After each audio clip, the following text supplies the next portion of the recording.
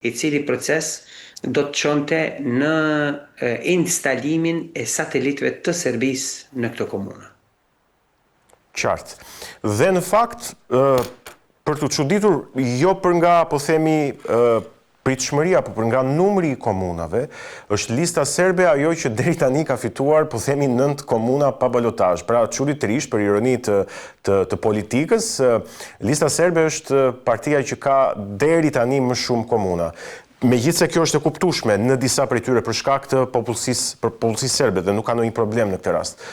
Por në komunat e tjera, ndërkaq, sa i takon ndërhyrjeve të Serbisë, vetë kryeministri Kurti ka deklaruar edhe përpara zgjedhjeve, edhe pas zgjedhjeve të 12 tetorit në një konferencë për media, ndërhyrjen e madhe, po them, të Serbisë në këto zgjedhje. Duke marrë rastin e Mitrovicës, komunës së jugut, pra të Mitrovicës, dhe analistë ndryshëm dhe diskutimet në opinionin publik edhe për komuna të tjera, dhe duke u bërë thirrje organeve të drejtësisë dhe organeve ligjzbatuese që të hetojnë në fakt këto ndërhyrje. Po ti e përmende dhe vetë, në ç'kuptim janë këto ndërhyrje? Po, ndër të tjera i ke exit pollet që janë udhëhequr nga satelitët e Beogradit në Kosovë. Exit pollet vazhdimisht kanë deklaruar rrejshëm se kush do të fitoj.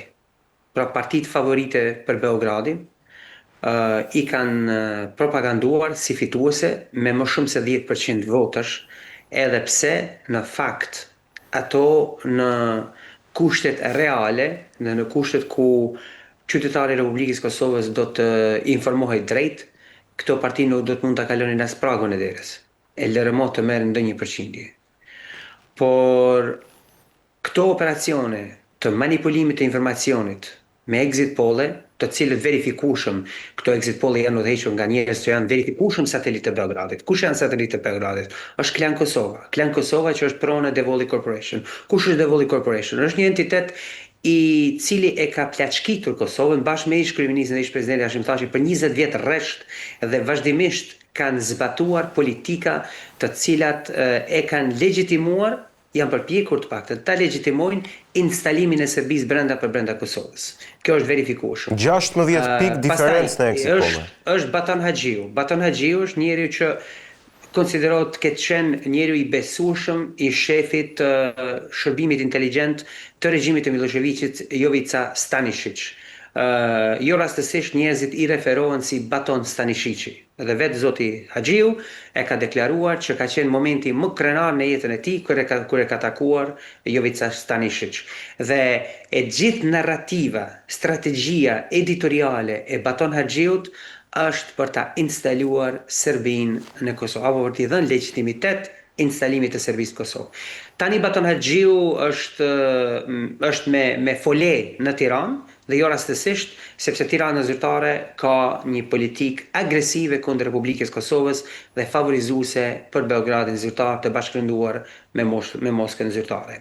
Pra, exit pollet në zgjedhjet lokale të Kosovës janë udhëhequr nga satelitët e Beogradit në një përpjekje të pandalshme për të krijuar përshtypje të rrejshme se partitë politike të cilat verifikueshëm janë satelitë të Beogradit në Kosovë janë fituese të zgjedhjeve, sidomos në komuna strategjike që kanë të bëjnë me strategjinë e sigurisë kombëtare të Republikës Kosovës, me misionin e leadershipit aktual të këtij mandati 5 vjeçar të Republikës Kosovës për ta shpartalluar Serbinë nga Kosova.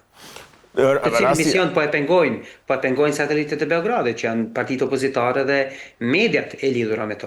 Rasti më do më thënë se ai që të thash të përmenda pak më parë, pra exit polli me 16 pikë diferencë, po themi, në momentin e përfundimit të zgjedhjeve, apo rasti i zotit Memli Krasniqi, kreut të PDK-s, i cili ndoshta nisur nga ky exit poll shpalli fitoren pa nisur ende numërimi votave dhe përfundoi pastaj për Mitrovicën e Jugut, që kemi balotazh në fakt, nuk kemi fitore. Ato janë taktika të manipulimit psikologjik, luftës psikologjike, të doktrinës maskirovka të Federatës Ruse. Kjo është krejtësisht e kuptueshme që dikush si Partia Demokratike e Kosovës të praktikoj një doktrinë të tillë të luftës psikologjike kundër popullit Kosovës, sepse këta e kanë praktikuar për 20 vjet rresht pas luftës Kosovë, duke u përpjekur për t'i dhënë legjitimitet operacionit të tyre strategjik për ta instaluar Serbinë në Kosovë. Partia Demokratike e Kosovës. Zoti Thaçi i verifikueshëm ka qenë i rekrutuar agent i shërbimit sekret francez të nësaj të gjetjeve tona hulumtuese si Gamparo Chronicle në Londër deri më tash. E kemi verifikuar që politika zyrtare franceze edhe gjatë kohës së luftës së vitit 99 ka qenë politikë mbështetëse për regjimin e Miloševićit në Beograd. E kemi verifikuar dhe konfirmuar që zoti Thaçi është rekrutuar nga shërbimi sekret francez për t'u instaluar në LPK-n, për t'u instaluar si drejtor politik i UÇK-s në mënyrë që ai ta nënshkruante dokumentin e Rambujës, nëpërmjet të cilit dokument diplomacia franceze kishte manovruar për ta futur amandamentin në cilin garantohet integriteti dhe sovraniteti territorial i Serbisë mbi Kosovën. Në sajt të dokumentit të Rambujës, pastaj është krijuar rezoluta 1244 e Këshillit të Sigurimit të OKB-s, nëpërmjet të cilit Kosova administrohet përkohësisht nga një mision i Kombeve të Bashkuara dhe përkohësisht suspendohet integriteti territorial i Serbisë mbi Kosovën, e cila gjithashtu cimentohet në marrëveshjen e forcave të NATO-s dhe generalit të atëhershëm të shtatmadhërisë së ushtrisë serbe të Jugosllavisë në vitin 99, ku thuhet se forcat serbe të Jugosllavisë do të tërhiqen përkohësisht pasi që mandati i tyre do të zëvendësohet me misionin e NATO-s pra forcat e KFOR-it në Kosovë. Kjo pastaj, pas luftës në Kosovë, zoti Thaçi ka vazhduar me misionin e vullnetit të tij politik, ndërto ka qenë përveç instalimit të Serbisë në Kosovë, ai në mandatin e tij janë vrarë edhe politikan patriot, të cilët vërtet e kanë sfiduar një operacion të tillë, janë vrarë gazetarë të cilët e kanë sfiduar dhe kanë kërkuar llogaridhënie për një mision të tillë, janë vrarë edhe aktivist politik. Edhe çdo kush tjetër është shpërbër që e ka sfiduar operacionin politik të zotit Thaçi për ta instaluar Serbinë. Prandaj çdo deklarat e operacionit maskirovkës ruse që vjen nga Partia Demokratike e Kosovës, edhe veprimi i tyre është praktike pritshme. Krejt ajo që ne duhet bëjmë është që t'i vëzhgojmë edhe t'i ekspozojmë, ta informojmë qytetarin. Ja për shembull, disa po themi gazetar, analist, kanë nxjerrë disa të dhëna mjaft domethënëse nga disa komuna në Kosovë, siç për shembull mund të flasim për Obiliqin, për Pejën, për Vushtrinë, ku komuniteti serb, sipas të dhënave të Komisionit Qendror të Zgjedhjeve, ka votuar masivisht kandidatët shqiptar të partive opozitare, në fakt. Çfarë është, më thënë, si mund ta komentojmë këtë fenomen të ri elektoral, kur komuniteti serb voton masivisht kandidatët shqiptar të partive opozitare, në fakt. Kjo meriton një shpjegim.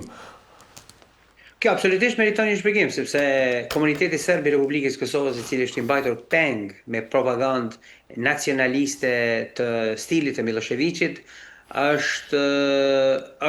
ndjehet më i përafërt politikisht me partitë opozitare të Republikës Kosovës, duke qenë se ato për 20 vjet kanë punuar rresht që ta instalojnë Serbinë, që ta fuqizojnë Serbinë në Kosovë, kanë punuar rresht që ta mundsojnë krijimin e republikave serbe brenda Kosovës, në mënyrë që pastaj në një ardhmë më të afërt të mëpastajshme Kosova të disfunksionalizohet si shtet dhe të kthehet nën kontroll të plot të Beogradit. Kështu edhe në 8-9 mujorin e fundit, pas zgjedhjeve të shkurtit të vitit 2025, komuniteti serb në Kosovë ka parë me sy hapun që partitë opozitare e kanë qëndruar besnik strategjive operative të Beogradit për të riorganizuar derisa e kanë mbajtur peng konsolidimin e institucioneve të Republikës Kosovës. Domethënë, partitë opozitare e kanë mbajtur peng, nuk e kanë lejuar konsolidimin e institucioneve të Republikës Kosovës prej zgjedhjeve kombëtare të shkurtit të vitit 2025, vetëm që të japin kohë Serbisë që të riorganizohet, të ristrukturohet me operacionet e tyre të reja për të përpjekur për ta minuar Republikën e Kosovës. Kështu që është e pritshme Absolutisht nuk çuditem që Kaq shumë i kanë pëlqyer, po them, elektorati serb këta kandidatët shqiptarë, se domethënë si ka mundësi që partitë e tyre marrin pak, por dyfishohen votat e kandidatëve. Kjo është Dëgjoj, nëse je etnisë serbe në Kosovë dhe ke ende nostalgji për rikthimin e Serbisë në Kosovë, këtë tjetër ta votosh po SPDK nëse LDK apo AK-n. Janë partitë më të mira dhe është kamuflazh i shkëlqyeshëm, sepse këto parti propagandojnë rrejshëm se janë çlirimtare, janë UÇK, janë patriote, ndërkohë që kur i verifikojnë veprimtaritë e tyre politike, e sheh që ato faktikisht janë SPS-i i Serbisë. qartë. Mirë, unë dua tani që të shkëputemi pak nga Kosova dhe të flasim pak për zhvillimin ndërkombëtar, Vudi, më të rëndësishëm të kësaj jave, i cili është pasqyruar mediatikisht mjaft dendur dhe nga shumë komentues të politikës ndërkombëtare konsiderohet edhe ndoshta zhvillimi më i rëndësishëm ndërkombëtar i këtij viti. Megjithatë, këto janë komente dhe priten të si thua të debatohen.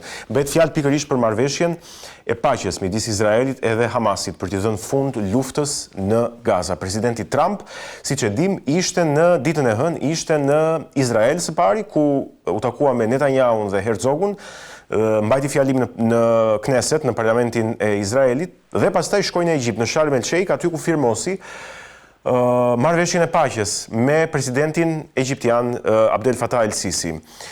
Spari, unë doja të të pyesja çfarë është për ty kjo marrëveshje e re e paqes dhe ku ishin në Sharm el Sheikh nënshkruesit e paqes? Pra ata që duhet bënin paqe nuk ishin, nuk e nënshkruan marrëveshjen. Okej, lufta është ndalur sigurisht, por do duhet ishin si palë edhe formalisht. Në radhë parë duhet ta kemi të qartë, lufta nuk është ndalur. Izraeli po vazhdon të bombardojë qasje civile në Gaza. Në radhë të dytë, kjo marrëveshje për paqe nuk mund të qëndrojë sepse nuk parasheh drejtësi. Nuk ka kushte për drejtësi. Nuk kërkon drejtësi. Çdo marrëveshje e paqes pa drejtësi është jashtëzakonisht e shkurtër. Dhe kjo në saj të vëzhgimeve të mia është pikërisht përpjekja e dëshpëruar e presidentit Trump për ta marrë çmimin Nobel për paqe që faktikisht nuk e meriton. Në radhë parë, është një president i cili e ka mbështetur fushatën gjykatare gjenocide të Izraelit në Gaza. Në radhë të dytë, edhe me këtë marrëveshje që ata po e quajnë të paqes, edhe në këtë marrëveshje vazhdon të jep legjitimitet regjimit vrastar e gjenocidal të Netanyahut në Tel Aviv. Prandaj unë nuk kam asnjë shpresë se kjo marrëveshje e paqes do të qëndrojë apo ka ndonjë nënkuptim që ka të bëjë me paqen. Përderisa emrin ja kanë vënë paqe, e gjithë përmbajtja është luftë dhe vrasje për popullin palestinez, sepse nuk ka drejtësi për ata. Ndërkohë që vazhdojnë të shpërblehen e vetë shpërblehen despotët gjakpirës e gjenocidal të tillë si Netanyahu, e që bashkë pjesëmarrës në këtë gjenocid është edhe vetë zoti Trump, duke e fuqizuar edhe duke armatosur e madje duke i sankcionuar gjyqtarët e prokurorët e gjykatës ndërkombëtare të drejtësisë, të cilët kanë lëshuar një urdhër arrest ndërkombëtar për zotin Netanyahu të regjimit gjenocidal të Izraelit në Tel Aviv. Pra, nuk kemi të bëjmë ende me të paktën me një armë pushim, siç thuhet, se çështja e përfundimit të luftës dhe marrëveshjes është e gjatë. Është drejtësi. Prandaj nuk ka kuptim që kjo marrëveshje të emërohet si paqe, thjesht për t'i dhënë kohë regjimit gjenocidal të Netanyahut për të riorganizuar edhe njëkohësisht për t'i qetësuar zërat kundërshtues të botës njerëzore, gjithandej globit, të cilët vazhdimisht protestojnë çdo fundjavë, sidomos në Londër, duke kërkuar drejtësi për viktimat në Gaza, duke kërkuar llogaridhënie për liderët gjakatar e gjenocidal të tillë si Netanyahu në Tel Aviv. Në kuptoj. Dhe diçka tjetër që duhet të flisnim në lidhje me këtë vizitë të Trumpit dhe atë që ai e quan pra marrëveshje të paqes dhe armëpushimin, është nëse kjo po shërben ndër të tjera për një gjë mjaft me rëndësi që është amnistimi i Netanyahut dhe i Hamasit për krimet e tyre të luftës. Pra, Gjykata Ndërkombëtare e Drejtësisë i kërkon të dyja palët, edhe Netanyahun edhe krerët e lartë të Hamasit për krime lufte. Por tashmë me këtë marrëveshje ata po shihen, si thua Vudi, si palë në procesin e paqes, sikur po harrohen krejt ato se çfarë kanë bërë vetëm pak ditë më parë. A është ky një proces që amniston palët që kanë kryer krime lufte dhe gjenocid? Presidenti Trump gjatë fjalimit të tij në parlamentin izraelit i kërkoi presidentit